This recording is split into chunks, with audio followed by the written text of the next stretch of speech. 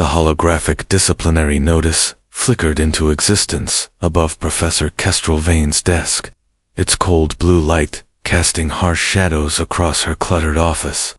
The Galactic Education Consortium's seal rotated slowly as synthesized words cut through the morning silence, effective immediately. You are suspended from all teaching duties, pending investigation into seditious educational practices.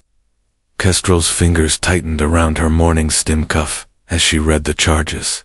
Unauthorized curriculum modifications, promoting human exceptionalism, inciting species-based superiority complexes. The irony wasn't lost on her. They were suspending her for teaching the truth about humanity's unique place in the galaxy. For 3 decades, she'd watched the consortium's standardized education system dilute human achievements, reducing Earth's species to just another entry in the vast catalog of galactic civilizations. Students across the colonies learned sanitized histories where humanity's remarkable adaptability, creativity, and resilience were downplayed as statistically normal variations within acceptable parameters.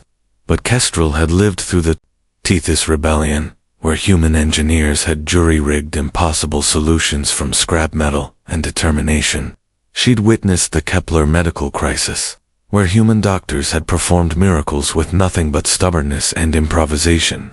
She'd seen her own species accomplish the impossible, so many times that impossible had become a joke among human settlements. The door chimed, and her star pupil, Riven Castellix, entered with his usual confident stride. The young man's mixed heritage human father, Altarian mother had given him the analytical mind of his mother's people and the relentless curiosity of his father's.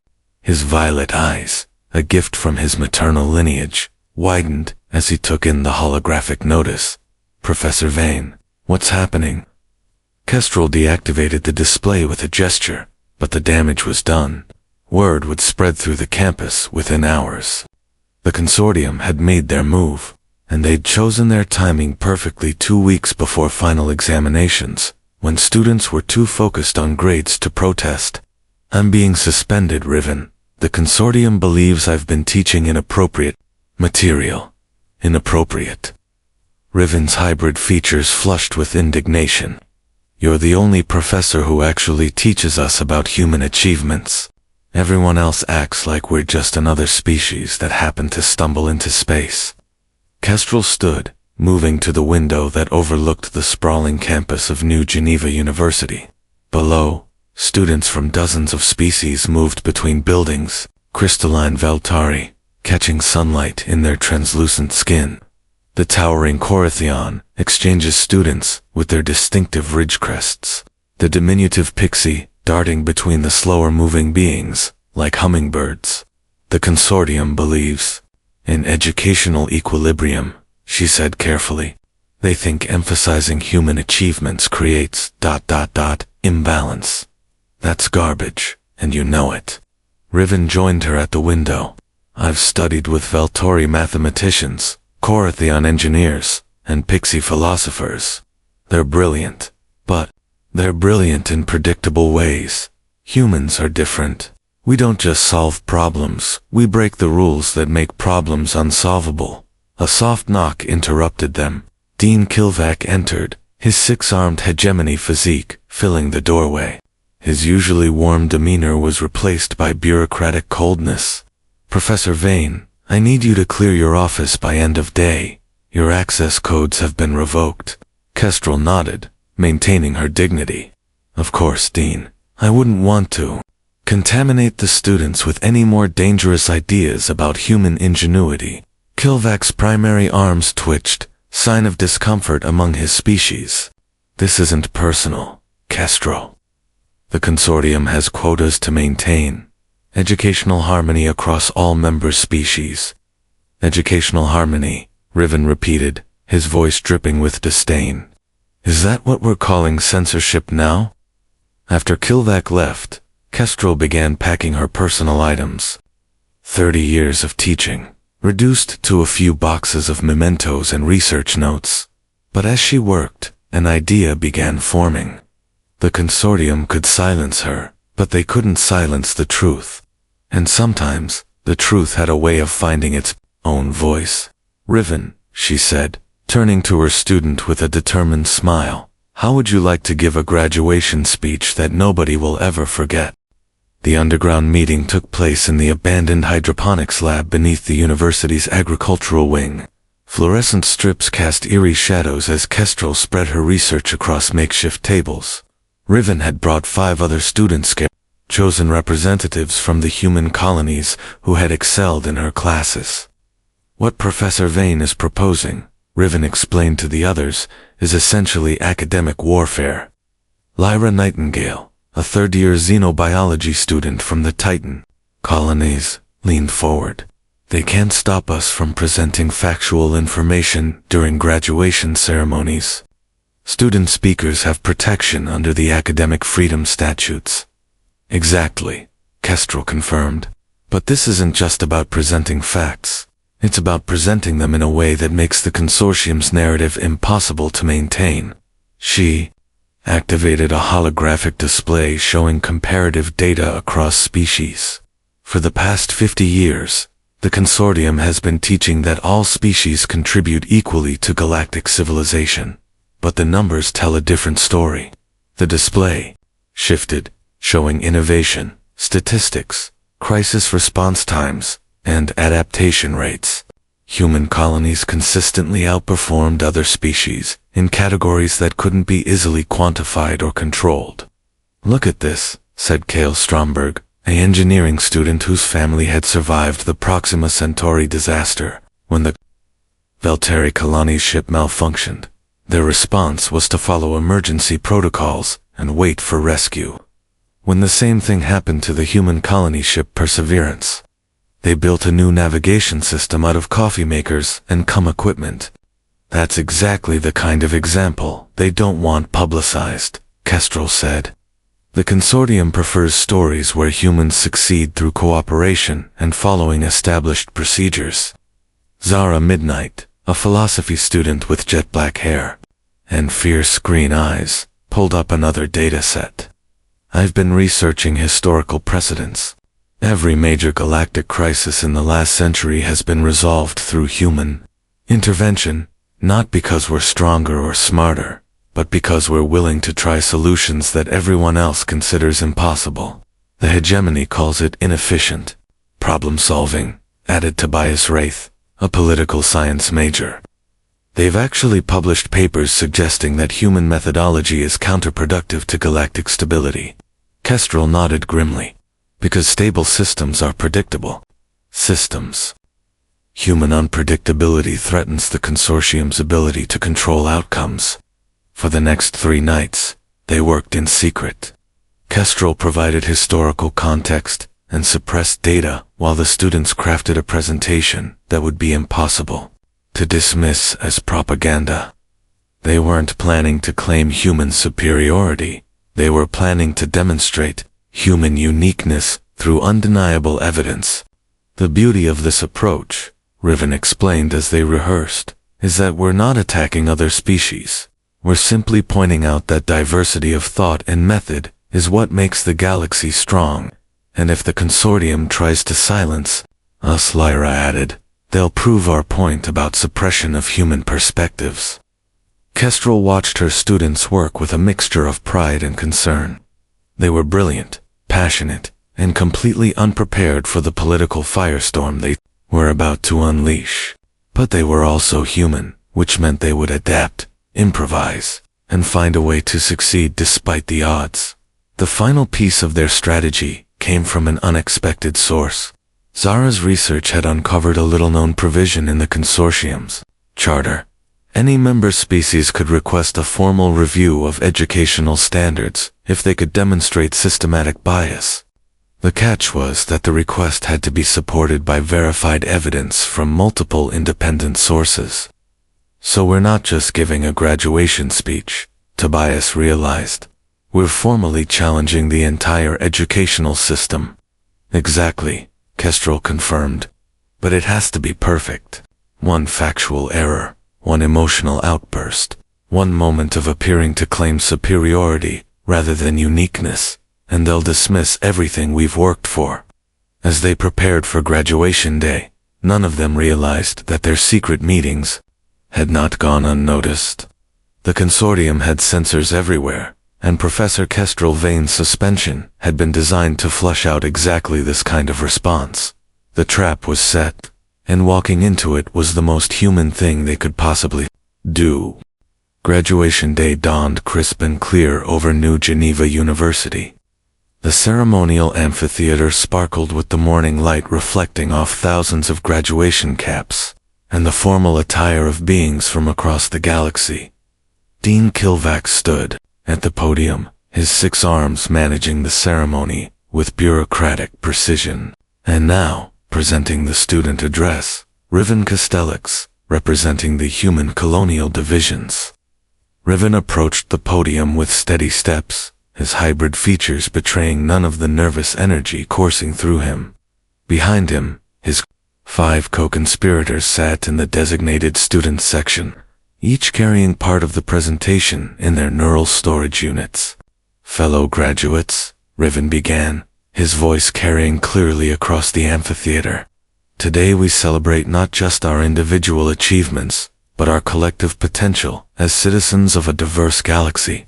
In the faculty section, Kestra watched with barely contained anxiety. She'd been allowed to attend as a former professor, but consortium security officers flanked her position. They were ready for anything. The Galactic Education Consortium has taught us that all species contribute equally to our civilization, Riven continued. This is absolutely true. The Veltari give us mathematical precision. The Carathians provide architectural marvels. The Pixie offer philosophical insights that challenge our assumptions about consciousness itself. Murmurs of approval rippled through the audience. So far, the speech sounded appropriately diplomatic, but equality of contribution doesn't mean similarity of method, Riven said, his tone shifting slightly. And understanding our differences isn't about claiming superiority, it's about recognizing the unique strengths that each species brings to our galactic community. The holographic display activated behind him, showing the first dataset. Crisis response statistics from the past 50 years. When the Altarian Trade Hub faced imminent collapse due to a cascade failure in their economic algorithms, the response was methodical and by the book. Teams of experts analyzed the situation, formed committees, and developed a comprehensive solution that would be implemented over 6 months. The display shifted to show the human response to the Kepler medical crisis. When a similar crisis struck the human colony on Kepler 4-4b, the response was different. Dr. Vesper Kane, a trauma surgeon, Dr. Quantum Reeves, a theoretical physicist, and Chief Engineer Melody Voss, locked themselves in a medical bay for 72 hours and emerged with a treatment protocol that violated 17 different medical regulations and saved 11,000 lives. The audience was paying attention now. Several consortium officials were whispering urgently into their communication devices. This isn't a story about human superiority, Riven emphasized. It's a story about human methodology. We don't just solve problems, we approach them from angles that others consider impossible or inappropriate. Lyra stood up in the student section, her voice carrying across the amphitheater as she continued the presentation. The Tethys Rebellion is taught in our history classes as a human victory against overwhelming odds. But the real story isn't about military strategy. It's about Chief Mechanic Blaze Morrison, who built functional spacecraft engines out of mining equipment and agricultural processors. The Veltari engineers said it was impossible, Kale added, rising to join the narrative. The Corathian military advisors called it suicidal. The Pixie philosophers declared it philosophically invalid. But it worked. Dean Kilvack was frantically signaling the security forces, but the students had carefully structured their presentation to stay within the bounds of academic freedom. They were presenting documented historical facts, not inflammatory rhetoric. We're not claiming that human methods are better, Zara said, her voice cutting through the growing tension. We're demonstrating that human methods are different. and that difference has been systematically minimized in our educational system. The holographic display now showed the suppressed data Kestrel had compiled, innovation rates, adaptation statistics, and crisis resolution methodologies. The numbers were undeniable. The consortium teaches that all species solve problems through logical analysis and established procedures, Tobias declared. But humans solve problems through intuition, improvisation, and a willingness to break rules that others consider fundamental. Riven returned to the podium for the crescendo. We're not asking for special treatment. We're asking for recognition of what makes us unique. Because if we lose that uniqueness, if we allow it to be homogenized out of existence, the galaxy loses something irreplaceable. The amphitheater erupted in chaos. Some faculty members were cheering. Others were shouting protests. Students from multiple species were on their feet, some applauding, others demanding explanations. The consortium security forces were moving toward the stage, but they were blocked by the crowd. And in the faculty section, Professor Kestrel Vane was crying tears of pride as she watched her students do what humans did best: make the impossible happen through sheer audacity and perfect timing. But the real fireworks were about to begin. The chaos in the amphitheater had barely begun to settle when Riven made his next move. Instead of stepping down from the podium, he activated his personal communication device and linked it directly to the holographic display system. "What you've just witnessed," he said, his voice now broadcasting across the entire university network, "is exactly what we're talking about. The consortium's immediate response to factual information that doesn't fit their narrative is suppression." The security forces had reached the stage, but they stopped as they realized the implications. Any attempt to forcibly remove the students would be broadcast live to every device on campus. In the spirit of academic freedom, Riven continued, "I'm transmitting this presentation to every educational institution in the human colonies. Because if the consortium believes this information is too dangerous for public consumption, then the public deserves to know why." Behind him, the holographic display flickered with transmission confirmations. The speech wasn't just being recorded, it was being simultaneously broadcast to hundreds of human settlements across the galaxy. But the moment that would change, everything came from an unexpected source. In the VIP section, reserved for distinguished guests, Ambassador Helios Drakemore of the Centauri Coalition slowly stood up. The elderly statesman's presence commanded immediate attention, and the amphitheater fell silent. "Young man Drakemore," said his voice, carrying the authority of someone who had negotiated treaties with a dozen species. "I have a question for you." Riven nodded respectfully. "Of course, Ambassador. You speak of human uniqueness, human methodology, human approaches to problems, but you are yourself half-Altarian. How do you reconcile this with your thesis?" The question hung in the air like a challenge. Everyone in the amphitheater knew that Riven's mixed heritage made him a living contradiction to species-based The wrong answer could destroy everything they'd worked for. Riven smiled, and for the first time since taking the podium, he looked completely relaxed. "Ambassador, you've just proven our point more eloquently than any data set could." He gestured to the display, which shifted to show his own genetic profile. "I am indeed half-Altarian. My mother's people gave me enhanced analytical capabilities, pattern recognition skills, and emotional stability. But my human father gave me something else, the ability to use those gifts in ways that purebred Altarians never would." The display showed a new dataset, comparative problem-solving approaches between full-blooded Altarians, full-blooded humans, and human Altarian hybrids. The results were startling. Hybrid individuals consistently outperform both parent species in categories requiring creative application of logical principles, Riven explained. "Not because we're superior, but because we combine different methodologies. My Altarian logic gives me the tools to analyze problems. My human heritage gives me the courage to apply those tools in unconventional ways." Ambassador Drakemore leaned forward with interest. "Continue." The consortium's educational system treats hybrid individuals as statistical anomalies, Riven said. But we're not anomalies, we're proof that diversity of thought produces superior outcomes. And that's exactly what the galaxy needs more of, not less. The transmission statistics were scrolling across the bottom of the display now. The speech was being viewed in real time by millions of beings across the human colonies. But more importantly, it was being shared, discussed, and debated on communication networks throughout the galaxy. Ambassador Riven said, looking directly at the distinguished statesman, I know you've spent your career building bridges between species. You understand that cooperation doesn't require homogenization. Different approaches to the same problems make all of us stronger. Drakemore nodded, slowly, indeed, and I suspect that's why certain parties prefer educational systems that minimize such differences. The implication was clear, and it sent shockwaves through the assembled faculty and administration.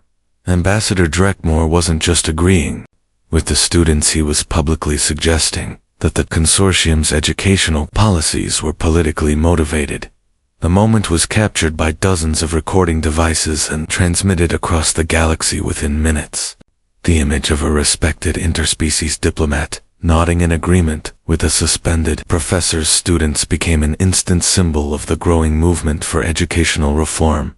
But the real impact was just beginning. As the transmission spread through the galactic communication networks, something unprecedented began to happen. Students from other species started responding not with outrage or disagreement, but with their own examples of educational suppression. A Veltari mathematics student uploaded a video explaining how her innovative proof methods had been discouraged in favor of standard approaches. A Corthian engineer shared documentation of how her bioarchitectural concepts had been rejected as too species-specific for inclusion in galactic engineering curricula. Within hours, the hashtag educational diversity was trending across 17 different species communication networks. The student presentation had become something much larger. Galactic movement demanding recognition of species-specific contributions to interstellar civilization. And in her small faculty apartment, Professor Kestrel Vane watched the feeds with growing amazement. Her students hadn't just defended human educational rights, they'd sparked a revolution in how the galaxy thought about diversity, education, and the value of different approaches to problem solving. The consortium's response would determine whether this revolution succeeded or failed. The consortium's reaction was swift and predictable. Within 12 hours of the viral transmission, emergency sessions were called across all major educational institutions. The official statement, broadcast from the consortium's headquarters on Prima Station, was delivered by Director General Vex Corthin himself. The recent unauthorized broadcast from New Geneva University represents a dangerous deviation from established educational principles, Corthin announced. His hegemony features stern and unforgiving. Species-centric education threatens the unity that has maintained galactic peace for over 2 centuries. The statement was followed by immediate sanctions. Professor Kestrel Vane's suspension was upgraded to permanent termination. The 6 students involved in the presentation were expelled from the university. All human colonial educational institutions were placed under enhanced oversight, with consortium monitors assigned to every major campus. But the consortium had made a critical miscalculation. By punishing the students so harshly, they had validated every point made in the presentation. The response to the crackdown was immediate and overwhelming. Ambassador Drakemore called an emergency session of the Centauri Coalition Council. The consortium's actions represent a fundamental violation of educational autonomy guaranteed under the Galactic Charter, he declared. We cannot allow political considerations to override academic freedom. The coalition's response was unprecedented. 12 human colonies simultaneously announced their withdrawal from consortium educational programs, choosing to establish their own independent institutions rather than submit to increased oversight. But the real game changer came from an unexpected source. Dr. Presim Filtari, the galaxy's most respected xenobiologist and a purebred member of the mathematically oriented Veltari species, published a research paper that sent shockwaves through the academic community, an analysis of problem-solving methodologies across galactic species was a comprehensive study that had taken Dr. Veltari 15 years to complete. The timing of its release, just days after the graduation incident, was no coincidence. The paper's conclusions were revolutionary. Species-specific problem-solving approaches weren't just different, they were complementary. Dr. Veltari's research demonstrated that the most successful galactic projects had always involved teams that combined different species methodologies rather than forcing uniform approaches. The human approach to problem-solving, Dr. Veltari wrote, exhibits characteristics that are mathematically optimal for situations involving high uncertainty and resource constraints. Attempts to normalize this approach through standardized education reduce its effectiveness and, by extension, reduce the galaxy's collective problem-solving capacity. The paper included a devastating critique of the consortium's educational policies. Dr. Veltari had traced the gradual decline in innovation rates across all member species to the implementation of standardized curricula that discouraged species-specific approaches. We have been taught to believe that educational equality means educational similarity, she concluded, but true equality lies in recognizing and nurturing the unique contributions each species brings to our galactic civilization. The response from the scientific community was immediate and unified. Research institutions across the galaxy began publishing their own studies supporting Dr. Veltari's conclusions. The Korathian Institute of Engineering released architectural data showing that their most innovative buildings had been designed by mixed-species teams. The Pixie Philosophical Academy demonstrated that their most profound insights had emerged from collaborative projects with human philosophers. Even more significantly, the economic data was undeniable. Trade routes developed through human-led initiatives were 34% more efficient than those designed by consortium standards. Medical breakthroughs emerging from mixed-species research teams occurred at twice the rate of single-species projects. Technological innovations from human colonies consistently outperformed expectations based on resource allocation models. The consortium found itself facing a crisis of legitimacy. Their claims of educational equality were being disproven by the galaxy's most respected researchers. Their efforts to suppress the graduation speech had backfired spectacularly, drawing attention to exactly the kind of data they preferred to keep buried. The tipping point came when the Altarian Academic Assembly, generally considered the most conservative educational institution in the galaxy, released a statement supporting educational diversity. Logic demands that we acknowledge the statistical evidence, their announcement read. Species-specific educational approaches produce superior outcomes in measurable categories. To ignore this data would be illogical. Riven Kostelix watched the developments from his family's apartment on the Centauri farming station where he'd grown up. His expulsion from the university had been a price he'd been willing to pay, but he hadn't expected the galaxy-wide response his speech had generated. "You've started something that's much bigger than you," his mother Lysis observed. Her Altarian features were softened by the smile she'd inherited from her human husband. "The question is, what are you going to do with it?" Riven looked out at the stars visible through the station's observation dome. Somewhere out there, the consortium was scrambling to maintain control of a narrative that was rapidly slipping away from them. Educational institutions were choosing independence over conformity. Students were demanding curricula that celebrated rather than suppressed their species' unique contributions.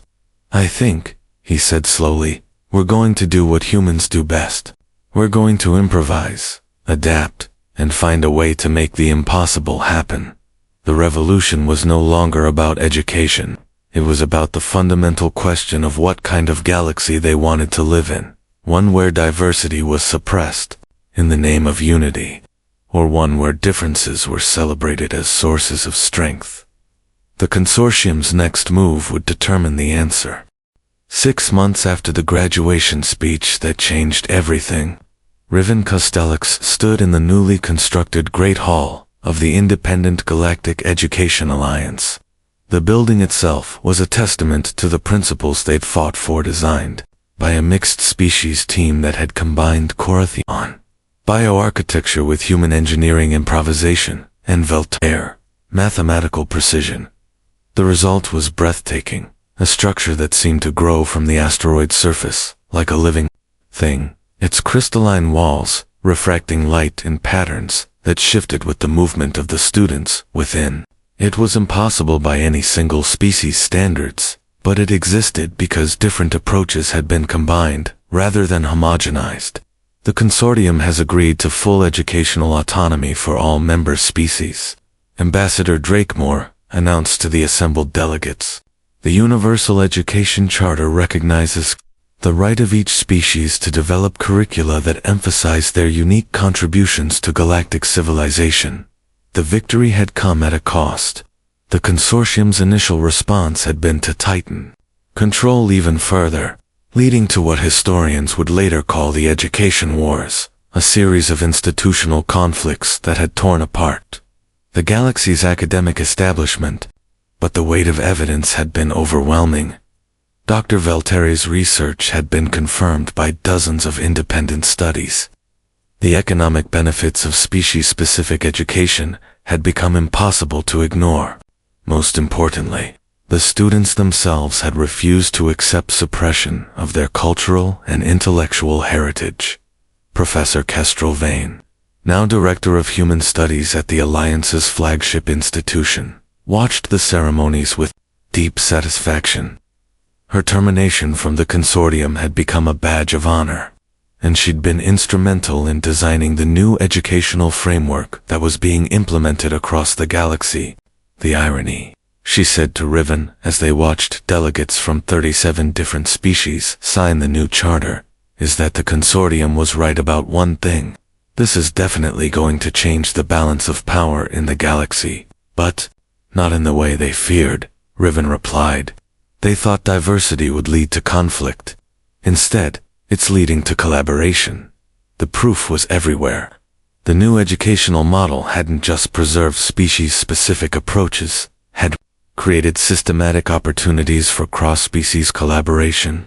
Human students spent semesters studying with Eltarian logicians, learning to apply their intuitive problem-solving methods to rigorous analytical frameworks.